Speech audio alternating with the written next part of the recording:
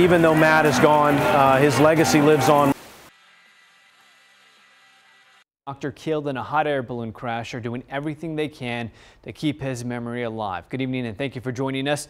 Newlyweds Matthew and Sunday Rowan were 2 of 16 people who died in 2016 when the balloon they were riding in crashed into a power line and caught fire near Lockhart. Today, Eyewitness News reporter Erica Zucco was at an event remembering the Rowans.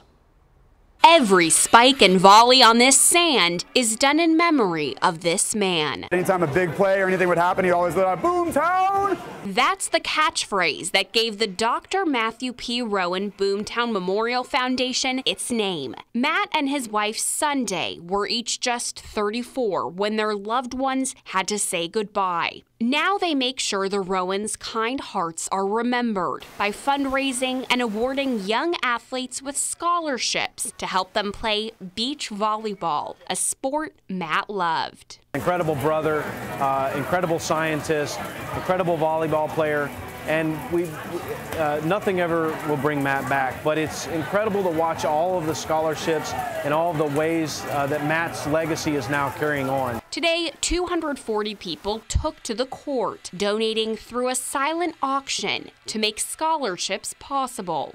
While these teams may seem like they've been together for ages, Matt's brother says this was a blind draw, meaning they just learned who they'd play with. They implicitly picked that model to do the volleyball tournament with because that's who Matt was.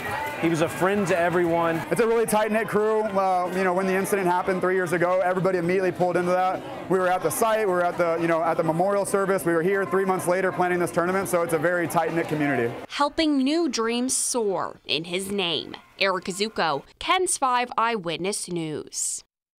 All right, thanks to Erica for that. Now this week, Congress did pass a measure that would require medical certificates for pilots.